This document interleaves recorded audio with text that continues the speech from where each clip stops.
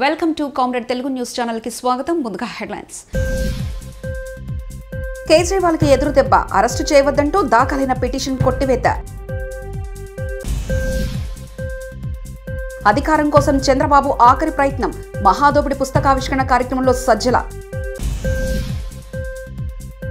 హైదరాబాద్ లో చంద్రబాబు పవన్ భేటీ.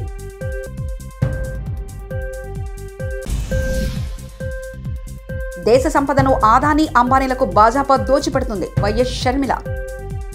ఢిల్లీ ముఖ్యమంత్రి అరవింద్ కేజ్రీవాల్ కు గట్టి దెబ్బ తగిలింది. ఢిల్లీ లిక్కర్ స్కామ్ కేసులో ఈడీ తనను అరెస్ట్ చేయవద్దని కోరుతూ ఆయనపై హైకోర్టులో పిటిషన్ దాఖలు చేసిన విషయం తెలిసిందే. విచారించిన న్యాయస్థానం ఆయన పిటిషన్ను తోసిపుచ్చింది.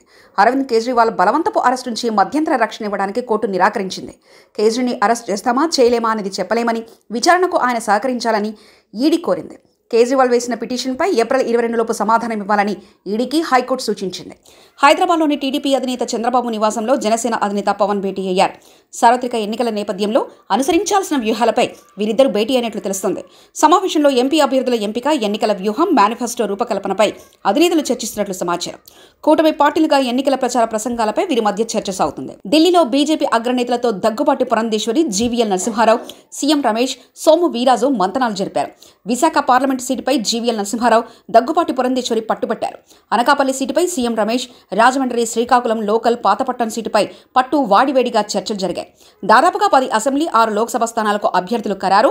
నేడో రేపో అభ్యర్థుల ప్రకటన తెలియజేస్తారు. దేశ సంపదను Adani అంబానీలకు Bharatiya Janata party దోచిపెడుతుందని AP PCC అధ్యక్షులు వైఎస్ షర్మిల ఆరోపించారు. గంగవరం పోర్టు భూములకు ఆదానికి తక్కువ ధరకే కట్టబెట్టారని దుయ్యబట్టారు. విజయవాడ భాలోత్సవంలో ఇండియా కూటమి భాగస్వామ్య పార్టీలు, కార్మిక, రైతు, ప్రజా సంఘాల నేతల ఆధ్వర్యంలో ఐక్యవేదిక సమావేశం నిర్వహించారు.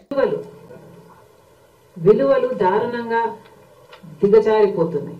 ఇది రానున్న తరాలకు సరికాదు. మన దేశం ముందున్న ఛాలెంజ్, సవాలు. కానీ ఈ బీజేపీ పార్టీ సృష్టించిన ఉన్మాదం మన దేశానికి అతిపెద్ద ఛాలెంజ్.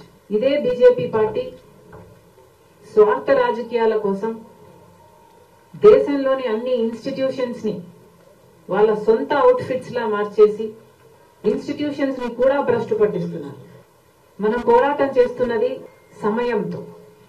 ఎందుకంటే ఇప్పటికే 10 సంవత్సరాలు అయిపోయింది ఈ బీజేపీ పార్టీ అధికారంలో ఉంది.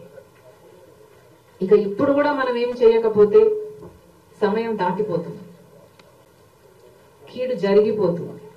మనం పోరాటం చేస్తున్నది రేపటి కోసం.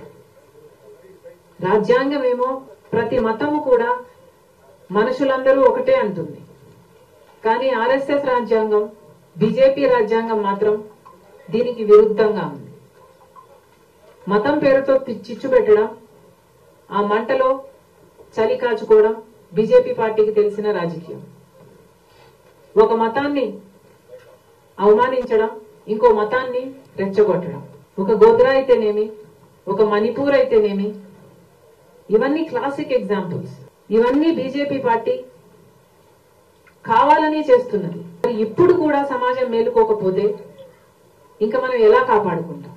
బీజేపీ పార్టీకి వ్యతిరేకంగా ఎవరు మాట్లాడినా వాళ్ళ మీద కేసులు పెడతారు, ఈడీని ప్రయోగిస్తారు, సిబిఐని ప్రయోగిస్తారు, ఐటీని ప్రయోగిస్తారు.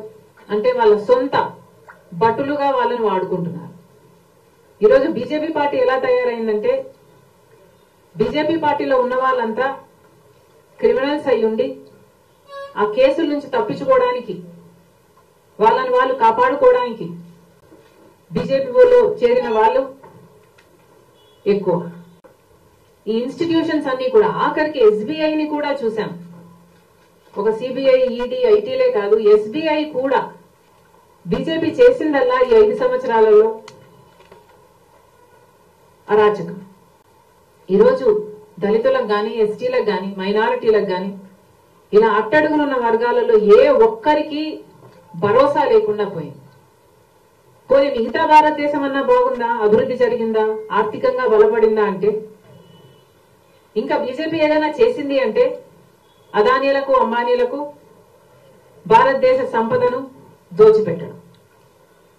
ఇక్కడున్న జగనన్న గారు, ముఖ్యమంత్రి గారు జగన్మోహన్ రెడ్డి గారు చీప్ గా, చాలా తక్కువ ధరకి, కేవలం 6,500 కోట్లకు వాల్యుయేషన్ వేశారు.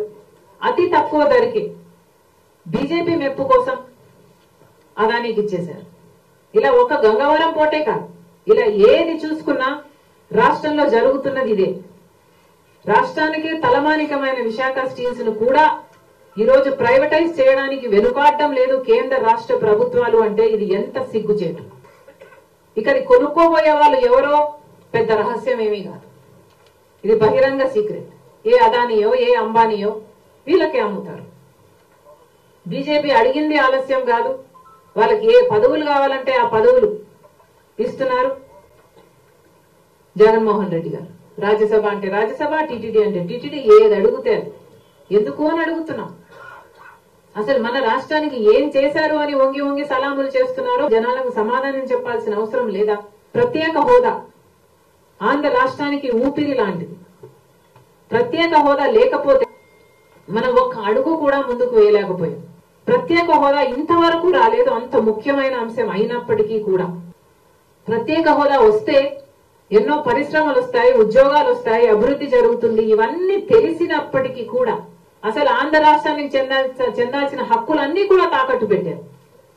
ఇంతవరకు రాజధానియే కట్టుకోలేకపోయాము అంటే 10 సంవత్సరాలైనా అసలు మన బిడ్డలకు, మన యువతకు ఏమి సమాధానం చెప్పాలి? ప్రజలు కళ్ళు తెరవాలి. బీజేపీ చేస్తున్న మోసాన్ని గమనించాలి. ఎన్నికలు వచ్చిన ప్రతిసారి ఒక అంశాన్ని తీసుకొస్తారు, ఆ అంశం మీదనే ఎన్నికలకు వెళ్తారు. ఆ తర్వాత ఎన్నికలు అయిపోయాక ఇష్టారాజ్యం.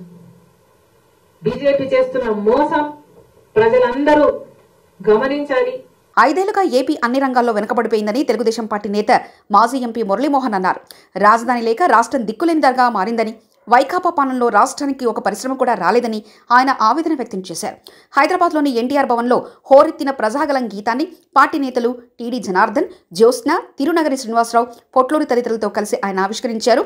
అనంతరం మురళీమోహన్ మీడియాతో మాట్లాడారు. మన నాయకుల్ని ఎన్నుకునేది ఎందుకంటే మన రాష్ట్రాన్ని ఎలా అభివృద్ధిలోకి తీసుకురావాలి, పరిశ్రమలన్నీ కూడా ఎలా తీసుకురావాలి, మరి వాళ్ళందరికీ కూడా మన పిల్లలకందరికీ కూడా బాగా చదువుకోవడానికి కాలేజీలు కానీ యూనివర్సిటీలు కానీ ఎలా తీసుకురావాలి, వాళ్ళందరికీ కూడా ఉద్యోగాల కోసం ఇతర రాష్ట్రాలకు ఇతర దేశాలకు వెళ్లకుండా మన రాష్ట్రంలోనే మనకి ఉద్యోగాలు ఎలా సంపాదించాలనే దాని గురించి ఆలోచించి చేయవలసిన ప్రభుత్వం గత 5 సంవత్సరాలుగా అన్ని రంగాల్లో కూడా వెనకబడిపోయింది. ఇలాంటి పరిస్థితుల్లో మనలో ఒక చైతన్యం వచ్చి మళ్ళీ అభివృద్ధి గురించి బాగా అవగాహన ఉన్నటువంటి ఒక మంచి ముఖ్యమంత్రిని చంద్రబాబు నాయుడు గారిని ఎన్నుకోవలసిన సమయం ఆసన్నమైంది. ఇవాళ ఉచితం అని చెప్పి అందరికీ ఉచితాలు ఇచ్చి సోమరిపోతులు చేసేదానికంటే కూడా వాళ్ళందరూ కూడా ఎలా కష్టపడి చదువుకోవాలి, ఎలా కష్టపడి పైకి రావాలి అని చెప్పి అనుకొని మన డబ్బులు మన కాళ్ళ మీద మనం నిలబడాలి తప్ప దేహి అంటూ చేతులు చాపి ఒక బిచ్చగాళ్ళలాగా ఉండటం అనేది కరెక్ట్ కాదు అని చెప్పి నా ఉద్దేశం. ఇవాళ ఆ సమయం ఆసన్నమైంది కాబట్టి ప్రజలందరూ కూడా ఆలోచించండి. మన పిల్లల భవిష్యత్తును తీర్చవలసిన బాధ్యత మనది. అలాంటి మన పిల్లల్ని ముందుకు తీసుకురావాలంటే ప్రతి ఒక్కరు కూడా కష్టపడాలి. అధికారం కోసం చంద్రబాబు ఆఖరి ప్రయత్నం మహాదోపిడి పుస్తకావిష్కరణ కార్యక్రమంలో సజ్జల. ఈ పుస్తకంలో చంద్రబాబు వ్యవస్థలను ఎలా మేనేజ్ చేశారో స్పష్టంగా రాశారు. కేంద్ర రాష్ట్ర నిధులను ఎలా దోచేశారో క్లియర్గా చెప్పారు. రాజకీయం అంటే దోపిడీ అన్నట్లుగా చంద్రబాబు వ్యవహరించారు. చంద్రబాబు అధికారం కోసం పవన్ బీజేపీని వాడుకున్నారు. అధికారం చంద్రబాబు ఆఖరి ప్రయత్నం చేస్తున్నారు. షర్మిల మాట్లాడే స్క్రిప్ట్ మొత్తం చంద్రబాబు వద్ద నుంచే వస్తుంది. దేశానికి అవినీతిని పరిచయం చేసిందే చంద్రబాబు. సజ్జల. యాక్చువల్ అయితే ఈరోజు సబ్జెక్ట్ ఇది మహాదోపిడి. అది ఒక వ్యక్తి ఒక వ్యవస్థగా మారి అవినీతి విశ్వరూపాన్ని దేశానికి పరిచయం చేసి చంద్రబాబు కథ ఇది. మరి మిగిలిందంతా ఎందుకు చెప్తున్నానంటే ఇంత దీంట్లో కూడా ఆయన ఘనత లెఫ్ట్ టు రైట్ అక్కడి వరకు మావోయిస్టులు ఎన్నికల రాజకీయం వాళ్ళకు ఇష్టం లేదు, దూరంగా ఉన్నందువల్ల కానీ బహుశా వాళ్ళు ఉంటే వాళ్ళను కూడా ఏదో ఒక రకంగా తన దీనికి తెచ్చుకునే ప్రయత్నం చంద్రబాబు నాయుడు గారు చేసేవాడు అనేది అందరికీ తెలుసు. అంతటి శక్తిమంతుడు ఆయన. తాను అధికారంలోకి రావడానికి ఎన్ని రకాలుగా ఏం చేయాలనో ఆ అధికారం దగ్గర రావడం కూడా ఎందుకు, రాష్ట్రాన్ని నలిపి అప్పడంలాగా మింగేయడానికి. ఉమ్మడి రాష్ట్రం అట్లే చేశాడు. ఇప్పుడు చీలగొట్టడంలో కీలక పాత్ర పోషించాడు, అన్యాయమైన చీలికలో. ఆ తర్వాత తొలి దశ తనకు వచ్చిన అవకాశాన్ని కూడా పూర్తిగా సద్వినియోగం చేసుకున్నాడు. హామీలు మింగి ఎంతైనా సరే జీర్ణం చేసుకుని వ్యక్తింది. అవన్నీ విశ్వరూపం అంతా ఈ మహాదోపిడి బాగా అనిపిస్తుంది. ఓ చిత్రం ఏమంటే ఆరోగ్యశ్రీకి చిల్లులు, కమిషన్ల కోసం కాంట్రాక్టర్ల బిల్లులు. ఆలపాటి రాజేంద్ర ప్రసాద్ మీడియా సమావేశం. అనేక అంశాలు. ఎందుకంటే ఈ రోజున ఎక్కడ చూసినా కూడా దేవుని దయని, పేదలకి కోసం నేను వచ్చానని కళ్ళబొల్లి మాటలు చెప్తూ సమయాన్నంతా కూడా వృధా చేస్తూ మరొక్కసారి మోసం చేయడానికి ప్రయత్నించే జగన్మోహన్ రెడ్డి గారు, నేను అడుగుతా ఉన్నా, ఈ రోజున గ్రామీణ ప్రాంతంలో సురక్ష ఆరోగ్య పథకం అని చెప్పి ఒకటి పెట్టి ఇంటింటికి వైద్యాన్ని అందిస్తానని చెప్పినటువంటి నువ్వు ఈ రోజున ఈ రాష్ట్రంలో ఎవరికైనా వైద్యం అందించే విధానం ఉందా అని చెప్పి నేను అడుగుతా ఉన్నా. ఎందుకంటే ప్రాథమిక ఆరోగ్య కేంద్రాల్లో పారామెడికల్ స్టాఫ్ లేదు, మెడికల్ స్టాఫ్ లేదు. అదేవిధంగా రిఫరల్ హాస్పిటల్స్లో సరైన వైద్యులు లేరు. ఉంటే వైద్యం అందదు, వైద్యం అందితే మందులు ఉండవు. ఆఖరికి గాజు గుడ్డ కొనుక్కోవాలన్నా కూడా ఈ రోజున వాళ్ళకి నిధులు లేనటువంటి పరిస్థితి మనం చూస్తూ ఉన్నాం. అంతేకాకుండా ఈ రోజున ఏదైతే డయాబెటిక్ పేషెంట్స్కి డయాలసిస్ సెంటర్స్ గతంలో పెట్టామో ఆ డయాలసిస్ సెంటర్స్ అన్నింటిని కూడా మూసివేసుకునే పరిస్థితిలో ఈ రోజున వైద్య విధానం ఉంది అంటే, ఆరోగ్య విధానం ఉంది అంటే ఈ రాష్ట్రంలో వైద్య ఆరోగ్య శాఖ ఏ రకంగా పనిచేస్తుందో ఈ రోజున మనం ఆలోచన చేయొచ్చు.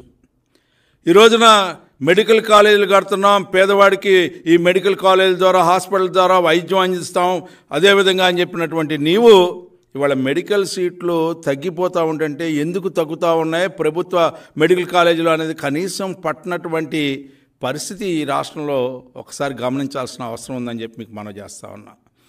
ఈ రోజున మీరు ఆరోగ్యశ్రీ పథకాన్ని చాలా బ్రహ్మాండంగా కొన్ని వేల వ్యాధులకి విస్తరించినటువంటి పథకం నా హయాంలో గతంలో చంద్రబాబు నాయుడు గారు కేవలం 1200కో 1300కో పరిమితి అయితే నేను 5000కో 6000కో వ్యాప్తి చేసినటువంటి గొప్ప సంస్కృతి సాంప్రదాయం కలిగినటువంటి పేదవాడి పట్ల, పేదవాడి యొక్క ఆరోగ్యాన్ని రక్షించే దాంట్లో నేను ప్రధాన పాత్ర పోషిస్తా అన్నటువంటి నువ్వు ఈ రోజున 1500 కోట్ల రూపాయలు బిల్లులు పెండింగ్ ఎందుకు ఉన్నాయి ఆరోగ్యశ్రీ పథకం కింద అని చెప్పి నేను అడుగుతా ఉన్నా. ఈ రోజున ఆరోగ్యశ్రీ పథకం ఏ హాస్పిటల్స్కి అయితే కేటాయించారో ఆ హాస్పిటల్స్లో పేదవాడు వెళ్తే పేదవాడికి వైద్యం అందుతుందా ఆరోగ్యశ్రీ పథకం ద్వారా అని చెప్పి నేను అడుగుతా ఉన్నా. ఎందుకు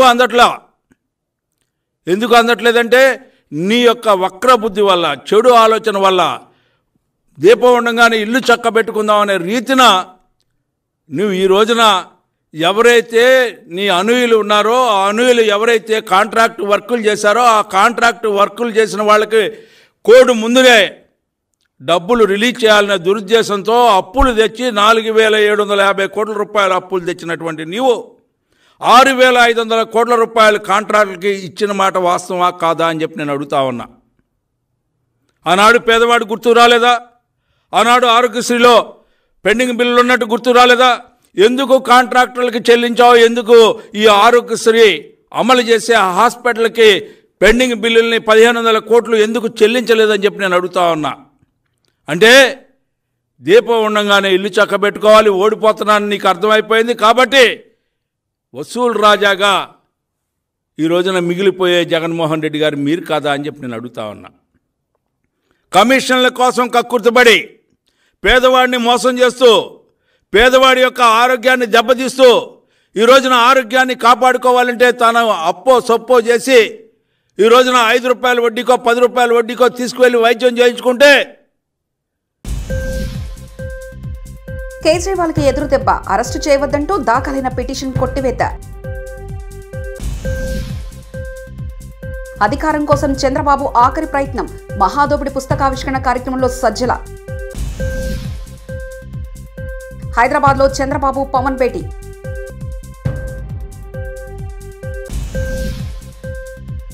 దేశ సంపదను ఆదానీ అంబానీలకు భాజపా దోచిపెడుతుంది. వైఎస్ షర్మిల.